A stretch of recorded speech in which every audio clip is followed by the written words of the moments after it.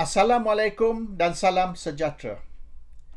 Hari ini saya tak mau cerita tentang politik. Saya nak cerita tentang nasib orang Melayu atau masa depan orang Melayu. Sudah 52 tahun dan 8 Perdana Menteri semenjak dasar ekonomi baru dilancarkan. Dasar ekonomi baru ialah senjata untuk social re-engineering ataupun affirmative action plan. Dan ini senjata serampang dua mata, double-edged weapon. Satu, untuk mengurangkan perbezaan di antara berbilang kaum, to reduce the gap between the different races. Nombor dua, untuk mengurangkan perbezaan di antara yang kaya dan yang miskin. Reduce the gap between the haves and the have-nots ataupun between the rich and the poor. Matlamat dasar ekonomi baru ialah dalam 20 tahun, pada time 1990, orang Melayu individu akan memiliki 30% dari kekayaan negara. Dan 70% oleh orang bukan Melayu dan juga syarikat-syarikat asing, non-Malays and foreign ownership. Tapi selepas 20 tahun, orang Melayu hanya memiliki 3%, bukan 30%. Jauh kurang dari sasaran. Very short of target. Sebab apa? Ini telah dikaji semenjak tahun 90 sampai sekarang, macam-macam seminar, simposium, conference dan jawatan kuasa ditubuhkan untuk mengkaji sebab apa DEB, dasar ekonomi baru ni gagal dan sasaran atau target 30% tidak dicapai, dan sebab apa orang Melayu hanya memiliki 3% sahaja. Dan bila kita kata orang Melayu, maksud kita individu. Kita tak boleh ambil kira GLC ataupun trust agency ataupun agensi amanah. Oleh kerana itu milik kerajaan, dan milik kerajaan bermaknanya milik taxpayers, milik Malaysia, bukan milik individu. Individu ialah apa yang ada dalam poket kita, bukan apa yang ada dalam poket kerajaan. Apa yang ada dalam poket kerajaan hak semua rakyat Malaysia, semua taxpayers, dan bukan untuk orang Melayu. Oleh kerana kerajaan boleh jual ataupun mengswastakan, privatize semua syarikat-syarikat tu ataupun bisnes tu, dan tidak lagi akan dimiliki oleh kerajaan. So, benda ni telah dikaji selama 30 tahun. Semenjak tahun 90-91, macam-macam kajian telah dibuat untuk nak tahu sebab apa gagal DEB. 52 tahun, 8 Perdana Menteri tidak mencapai matlamat dasar ekonomi baru. Jadi hari ini orang politik tak kisah dah tentang perkara ini. Mereka semua bincang ni, kita nak adakan pilihan raya cepat supaya kita tak perlu kongsi kuasa, supaya kita boleh kuasa mutlak, supaya kita tidak boleh tunduk kepada orang lain. Kita nak ada timbalan Perdana Menteri. Kalau boleh kita nak ada 5 timbalan Perdana Menteri. 1 Melayu, 1 Cina, 1 India, 1 Sabah, 1 Sarawak. Lagi banyak timbalan Perdana Menteri, lagi suka orang politik. Kalau macam tu, kita ada 222 ahli parlimen, bagi semua orang jadi menteri. Kita ada 20 timbalan Perdana Menteri, kita ada 5 Menteri Kewangan, 5 Menteri Perdagangan, dan seterusnya sampai 222 ahli parlimen semua bertaraf menteri.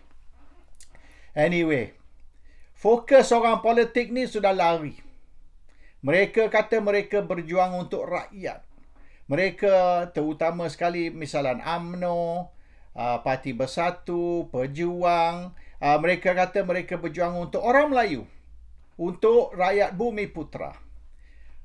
Apa yang mereka buat untuk orang Melayu? Perjuangan apa untuk Bumi Putera? sudah 52 tahun dan 8 Perdana Menteri masih jauh dari target, jauh dari sasaran. Dan semua rancangan kerajaan, semua strategi kerajaan gagal. 8 Perdana Menteri, satu pun belum lagi berjaya untuk mengatasi masalah kegagalan dasar ekonomi baru. Kita tak payah kaji sebabnya, oleh kerana kalau nak tahu, banyak dah paper, kertas kerja, memorandum dari seminar, simposium, conference telah dikeluarkan. If you're interested, go and do your research. The reason for the failure has been identified. Who caused the failure pun sudah identify. Dan banyak kita timbul di dalam seminar, simposium dan sebagainya ialah tentang UMNO Putra, Bumi Putra dan bukan Bumi Putra. So kita ada 3 taraf rakyat, 3 levels of rakyat di dalam Malaysia ni.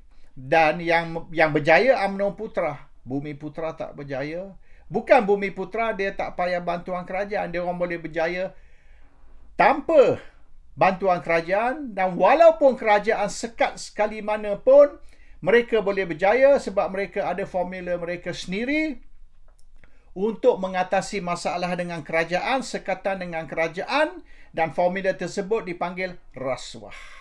That's the way to solve all the problems in Malaysia.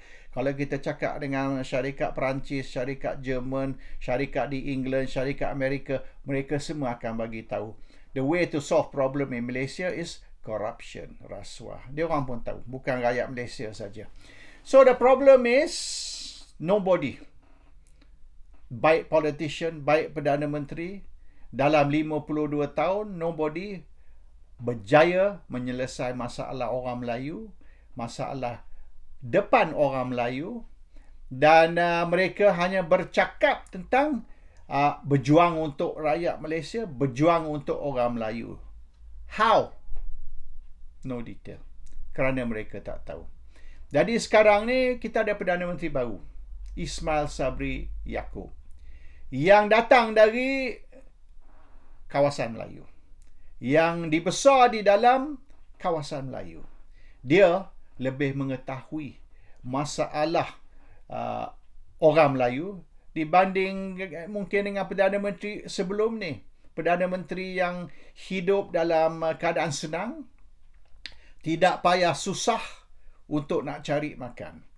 Dan Ismail Sabri Yaakob ni boleh katakan has the right credentials to worry about the Malay problem.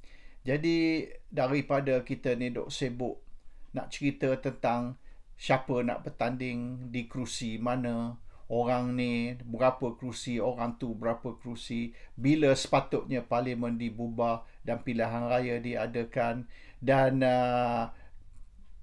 parti mana nak berpakat dengan parti mana supaya boleh dapat cukup kerusi untuk bentuk kerajaan, oleh kerana tidak ada satu parti yang akan menang cukup kerusi. Dan kalau mereka buat gabungan sekalipun, satu coalition, itu pun belum boleh menjamin mereka boleh menang cukup kerusi untuk nak bentuk kerajaan. Jadi fokus semua orang politik ialah tentang pilihan raya dan cara mana nak menang pilihan raya.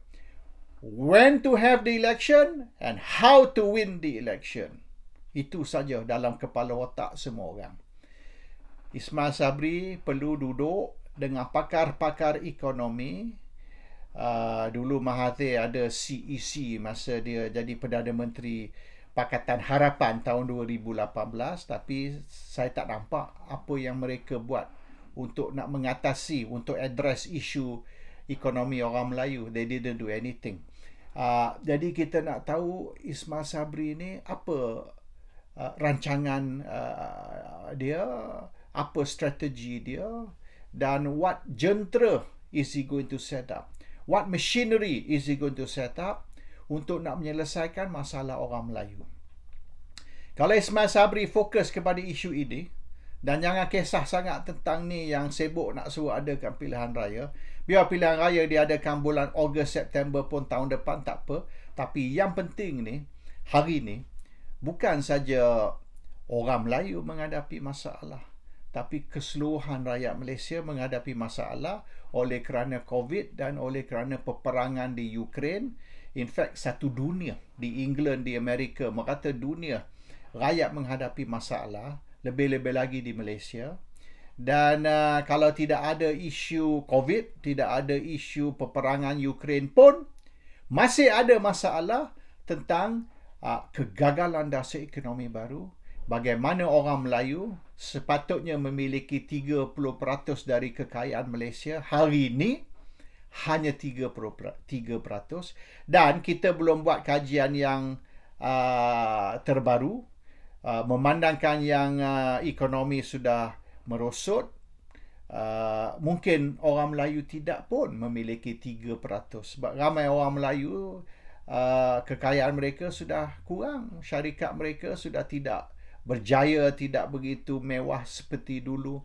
So this is the issue lah. Kalau kita nak cerita dengan orang Melayu, biar kita boleh terangkan kepada orang Melayu, I am a Prime Minister yang akan mengatasi masalah ekonomi Malaysia, dan fokus saya is supaya kita boleh menjayakan dasar ekonomi untuk orang Melayu, supaya orang Melayu tidak akhirnya menjadi hamba di negara sendiri. Seperti semenjak merdeka ni, orang Melayu walaupun mereka boleh dikatakan ada kuasa politik, tapi hari ini kuasa politik orang Melayu tidak seperti dulu, tidak seperti masa merdeka ataupun masa zaman Mahathir ke zaman Pak Lah, di mana kuasa politik orang Melayu ni boleh dianggap sebagai kuat. Hari ini kuasa politik orang Melayu sudah lemah. Orang Melayu tidak begitu kuat politik dia seperti dulu. Dan ekonomi orang Melayu lemah lebih lagi. So at the end of the day, orang Melayu tidak ada kuasa politik, orang Melayu tidak ada kuasa ekonomi. Apa yang orang Melayu ada?